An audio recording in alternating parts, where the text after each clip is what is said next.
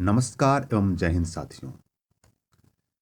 इस वीडियो में हम लोग बात करने वाले हैं क्या सही में कंप्यूटर साइंस का कट ऑफ इस बार हाई गया है।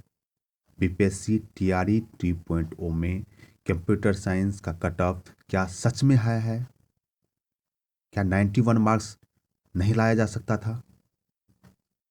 क्या ये जो कट ऑफ है इजी था या नहीं था इजी? आइए बात करते हैं इसी पे। उससे पहले मैं आपको एक बात बताना चाहता हूँ कि ये वीडियो है किन के लिए। क्योंकि हमें पता है कि आपका टाइम बहुत ही ज़्यादा इम्पोर्टेंट है, इसलिए हमने बहुत सारी चीज़ों को पहले से ही लिख रखा है। तो बिना किसी देरी के करते हैं प्रारंभ से आरंभ। जैसा कि आपको स्क्रीन पे दिख रहा होगा, आपका क्वेश्चन 3 पार्ट्स में आया हुआ था, जैसा कि मैंने पहले यहाँ पे लिख रखा है। एक था पार्ट 1 जिसमें लैंग्वेज पेपर था, दूसरा था पार्ट 2 और तीसरा था पार्ट 3 जिसमें जनरल स्टडी और कंप्यूटर साइंस सेक्शन रिस्पेक्टिवली था। प्रत्येक क्वेश्चन के 1 मार्क्स थे, यानी इक्वल मार्क्स थे। टोटल नंबर ऑफ क्वेश्चंस आपके थे 150। टोटल मार्क्स कहा जाए इस पे आपका ये कट ऑफ जारी हुआ वो था 120। कंप्यूटर साइंस के 80 मार्क्स थे और जनरल स्टडी के 40, और आपका कट ऑफ गया था 91। ये अब तक की कहानी है। चलिए अब इन डाटा का एनालिसिस करते हैं और देखते हैं कि क्या ये सच में 91 बहुत हार्ड था, बहुत हाई था या इजी था। क्या था उसका एक एक एनालिसिस करेंगे, फिर आप ही से हम पूछेंगे कि क्या 91 कट ऑफ हाई था या नहीं था। जब मैं ये पेपर आपका एनालिसिस किया तो मैंने देखा कि उसमें कुल कंप्यूटर साइंस के 80 क्वेश्चन थे। 80 में से 70 से 75 मार्क्स के जो क्वेश्चन थे वो इजी थे। हालांकि कहा जाए तो 80 के 80 क्वेश्चन जो थे, जिस लेवल का उन्होंने ये पेपर बनाया था वो सॉल्व करने लायक थे। लेकिन मैं मानता हूँ कि एग्ज़ाम हॉल में प्रेशर, एग्ज़ाम का प्रेशर, वहाँ का इन्वायरमेंट कैसा रहता है, इन सब बातों का बहुत ज़्यादा असर करता है। तो मैं ये मान सकता हूँ कि 5 से 10 क्वेश्चन ऐसे थे जो रियली में हार्ड माना जा सकता है, जिससे कहा जा सकता है कि एग्ज़ाम हॉल के प्रेशर में, एग्ज़ाम के प्रेशर में वो सॉल्व करना उतना ईजी नहीं रहा होगा। लेकिन 70 से 75 क्वेश्चन तो आपके इजी थे। क्या मैं इस 70 से 75 क्वेश्चन में आपसे एक्सपेक्ट कर सकता हूं कि 70 मार्क्स तो आपको आने ही चाहिए थे?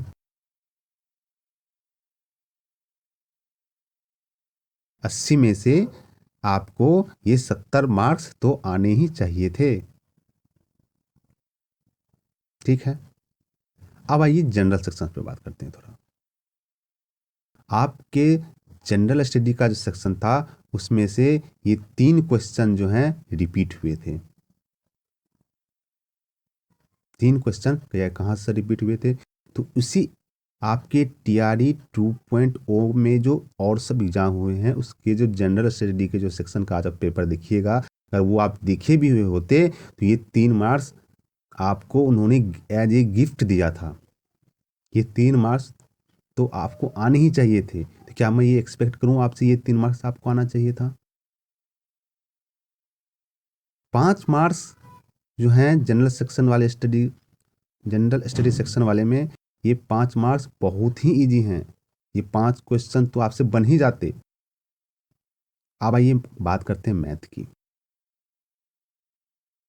मैथ की उन्होंने आपसे कुल 8 क्वेश्चन पूछे थे।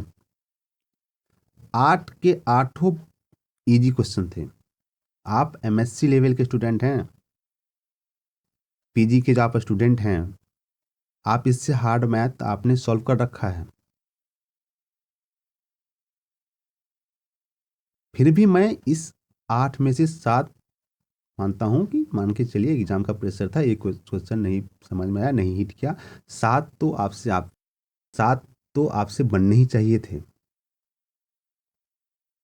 तो क्या मैं लिख सकता हूँ कि आपको 8 में से 7 क्वेश्चन सॉल्व होना चाहिए था मैथ का? और हिस्ट्री के उन्होंने आपसे 8 क्वेश्चन पूछे थे।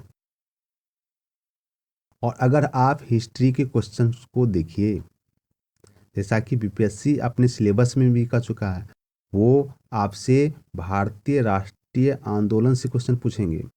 या आपने बीपीएससी टीआरई 1 का क्वेश्चन भी देखा होता तो आपको पैटर्न समझ में आ गया होता। वो मॉडर्न हिस्ट्री से जो भी है क्वेश्चन वो हिस्ट्री का पूछ रहा है। उस 8 में से 7 क्वेश्चन तो आपको पढ़ना ही बनना चाहिए था।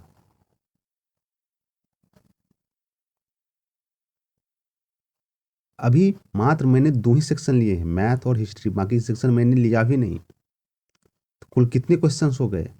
24। मैं मात्र यहाँ पे 24 क्वेश्चन पे बात कर रहा हूँ। और 24 में 24 क्वेश्चन में से 21 या 22 मार्क्स लाना तो बहुत ईजी था। ये आप नहीं ला सकते थे क्या? आप खुद से एक बार देखिए क्वेश्चन को, फिर कहिए क्या 3 क्वेश्चन रिपीट नहीं है? क्या 5 मार्क्स के क्वेश्चन इतने इजी नहीं है कि जो आपसे बन जाता? आप नहीं भी तैयारी करते तब भी बन जाता। मैथ के जो ये 8 क्वेश्चन है, क्या ये सॉल्व होने वाले नहीं हैं? हिस्ट्री के जो 8 क्वेश्चन है, क्या ये इजी नहीं थे? करेंट भी पूछा है, फिजिक्स भी है, केमिस्ट्री भी है, बायोलॉजी भी है। मैंने वो नहीं लिया क्योंकि वो हो सकता है कि आपको उतना क्लियर कट अंदाज़ा नहीं पता चल पाया हो। लेकिन हिस्ट्री का उन्होंने जिस प्रकार से क्वेश्चन पूछा है 1.0 में, और जैसा उन्होंने लिखा भी है कि वो ये क्वेश्चन जो है आंदोलन से पूछेंगे, यानी कि क्लियर कट वो बता भी रहे हैं कि ये मॉडर्न हिस्ट्री से होगा, तो ईजी था, बना सकते थे आप। मैं 40 में से बात भी नहीं कर रहा हूँ। 24 में से 21 22 आपके मार्क्स आ जाते। 40 में से आप 22 भी लाते तो भी सही था। अब इस सेक्शन को आप देखिए, यहाँ पे जो मैंने लिखा है ये एनालिसिस आप समझिए कि 80 क्वेश्चन थे, उसमें से हमने बात की है 70 क्वेश्चन पे। 40 क्वेश्चन थे, उसमें से हमने बात की है 24 क्वेश्चन पे। मतलब हम बात कर रहे हैं 94 क्वेश्चन पर ही मात्र। 120 क्वेश्चन से मात्र 94 क्वेश्चन पे मैं बात कर रहा हूँ। उसमें से आपको 70 में से 70 तो निश्चित ही आते। इतना इजी लेवल का था कंप्यूटर सिस्टम का पार्ट। और इस 24 में से आपको 22 या 21 तो आना ही चाहिए था। तब भी इसको अगर आप मिलाइए तो आपको 92 मार्क्स आ जाएगा। और आपके कट ऑफ कितने गए हैं देख सकते हैं, आपका कट ऑफ क्या है 91। अब आप खुद सोचिए, क्या 92 मार्क्स लाना इजी नहीं था? आप पेपर एक बार फिर से देखिए, और जो मैंने यहाँ पे एनालिसिस बताया है क्या ये गलत है? क्या 3 क्वेश्चन रिपीट नहीं है? क्या 5 क्वेश्चन इतना इजी नहीं है जो आप बना पाइएगा? क्या मैथ के क्वेश्चन 7 सॉल्व होने वाले नहीं हैं? तो आप ही निर्णय लीजिए, क्या ये कट ऑफ हाई था? क्या ये कट ऑफ बहुत हार्ड था? अब आपके दिमाग में एक क्वेश्चन आ रहा होगा, हमें पता है कि सर अभी तो घर पे हम भी बना रहे हैं ये, हमारे भी, आपके तो 92 ही आ रहे हैं, हमारे तो 100 आ जा रहे हैं, लेकिन एग्जाम हॉल में नहीं हो रहा सर। ऐसा क्यों होता है कि सेम पेपर वही जब हम एग्जाम हॉल में सॉल्व करते हैं तो वही क्वेश्चन पेपर हार्ड लगने लगता है, और जब वही क्वेश्चन पेपर हम घर में सॉल्व करते हैं तो बहुत इजी हो जाता है सर? ऐसा क्यों होता है? चलिए इस पे भी बात करते हैं। पहले इसका रीज़न जानते हैं कि आखिर ऐसा होता क्यों है कि सेम पेपर जब हम एग्ज़ाम हॉल में सॉल्व करते हैं तो बहुत ही ज़्यादा हार्ड लगता है, और उसी पेपर को जब हम घर में सॉल्व करते हैं तो वह ईजी लगता है। इसका रीज़न क्या है? पहले इसका रीज़न जानते हैं, उसका सॉल्यूशन क्या होगा ये भी हम देखेंगे। पहला है आपका एग्ज़ाम प्रेशर। दूसरा हो जाता है आपका टाइम बाउंडेशन। तीसरा आपका हो जाता है इन्वायरमेंट से आपका अनफेमिलियर रहना। चौथी कंडीशन ये होती है कि आप खुद क्या करते हैं, मेक क्वेश्चन चैलेंजेबल। आप जो है झूठ मूठ का इजी क्वेश्चन को भी हार्ड बना लेते हैं। और सबसे ज़्यादा इम्पोर्टेंट है बात ये होती है कि कॉन्फिडेंस की कमी। सेम पेपर आपको घर पे इजी क्यों लगने लगता है? क्योंकि कोई प्रेशर नहीं रहता है, टाइम की कोई बाउंडेशन नहीं रहता है। आपका घर जो है आप उसके एनवायरनमेंट से बहुत ही ज़्यादा फेमिलियर रहते हैं, ठीक है। और क्वेश्चंस को आप मैनेजेबल बना लेते हैं। अब आपका नेक्स्ट क्वेश्चन होगा कि सर हमने तो सारे कंडीशन फुलफिल कर लिए, भी हमारे में तो कॉन्फिडेंस भी था, हमने क्वेश्चन भी सॉल्व किए, अच्छे मार्क्स भी आए हैं, फिर भी मेरा कट ऑफ क्लियर नहीं हुआ सर। तो आइए इस पर भी थोड़ा बात कर लेते हैं। अगर आप 85 प्लस मार्क्स लाए हुए हैं तो आपका सिलेक्शन होना चाहिए था। हो सकता है वो दिन आपका ना रहा हो, बैड लक रहा हो, कोई बात नहीं है, निराश होने की कोई ज़रूरत नहीं है। हम और आप मिलके उस बैड लक को गुड लक में ज़रूर बदलेंगे। आपका शायद वो दिन नहीं था इसीलिए वो पेपर आपसे क्लियर नहीं हुआ। अगर आप 85 प्लस ला रहे हैं तो आप ये एग्ज़ाम क्लियर कर सकते हैं। अब दूसरा क्वेश्चन ये आ रहा होगा कि सर मेरा 85 प्लस भी नहीं है, मैंने मेहनत भी किया है, ये मैं कैसे समझूं कि मैं सही ट्रैक पे हूँ, कितना मार्क्स अगर मैं लाया हूँ तो मैं सही हूँ। तो मैं आपको बता दूं, जब मैंने आपके क्वेश्चंस को पूरा एनालिसिस किया तो मुझे पता चला कि लगभग अगर आप 70 मार्क्स ला पा रहे हैं, अगर आप 70 मार्क्स ला पा रहे हैं तो आप सही ट्रैक पे हैं, आपने मेहनत सही में किया है। थोड़ी बहुत आप में कमियां रही हैं, उस कमियों को हम लोग ज़रूर दूर करेंगे और इस बार हम लोग कट ऑफ पार करेंगे। अब कुछ बच्चे के ख्याल में ये भी प्रश्न होगा कि सर मैंने मेहनत भी किया लेकिन मार्क्स भी बहुत कम आया, लगभग 30 मार्क्स आया है, 30 से 35। तो मैं उन जैसे लड़कों को, उन जैसे स्टूडेंट को मैं ये कहने वाला हूँ, क्या आपने सच में मेहनत किया था? ये आप किसे झूठ बोल रहे हो? ये आप किसको बेवकूफ़ बना रहे हो?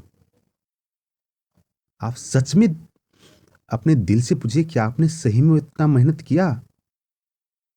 जिस लेवल का क्वेश्चन था उस पे अगर आपके 30-35 मार्क्स आ रहे हैं, क्या सच में आपने मेहनत किया है या आप झूठ बोल रहे हो? और अगर सच में आपने मेहनत किया और तब भी 30-35 मार्क्स आए हुए हैं तो आप गलत ट्रैक पे हो। आपको समझ में नहीं आया है कि ये एग्ज़ाम का पैटर्न क्या है, कहाँ पढ़ना है, कैसे पढ़ना है।